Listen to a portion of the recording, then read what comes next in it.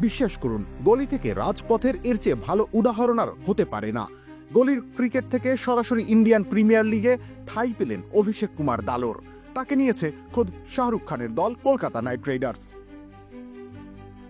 অমিতাভ বচ্চনের দল থেকে তিনি এখন কিং খানের দলে। হরিয়ানার আম্বালা শহরের অলিগলি, রোদে পোড়া মুখ, হাতে টেনিস বল, অভিষেক কুমার দালোরের জীবন ছিল এমনই।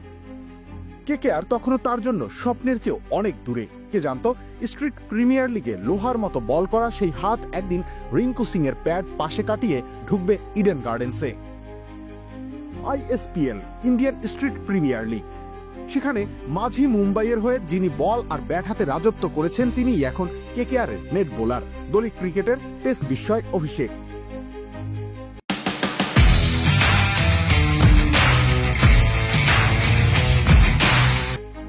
অমিতাভ বচ্চনের দলে খেলতেন অভিষেক। দামের দিক থেকেও ISPL এর সবচেয়ে দামি তারকা। প্রথম মৌসুমে 324 রান, 33 উইকেট, সেরা ক্রিকেটার। দ্বিতীয় মৌসুমে সেরা বোলার।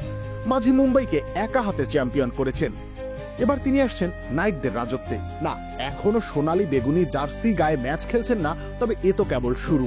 রিঙ্কু রাহানে ভেঙ্কটেশদের ঠিক সামনে দাঁড়িয়ে তার বল স্পিড গান ছুবে 140 পেরোনো গতিতে। আর কে জানে এখান থেকেই যদি আরেক বোলিং গ্রেটের জন্ম হয়। আম্বালার গলিতে গলিতে আজ উৎসবের মেজাজ। কে বলবে এই ছেলেটার ক্রিকেটে হাতে খড়ি হয়েছিল টেনিস বলের ম্যাচে। এখন তার বল মেপে দেখবে IPL এর ক্যামেরা, তার লাইন লেন্থ নিয়ে আলোচনায় বসবে কেকেআর এর সাপোর্ট স্টাফ। হয়তো সবাই বলবে গলির সেই ছেলেটাই এখন কেকেআর এর স্নাইপার। রবিউল ইসলাম রনি, খেলা 71।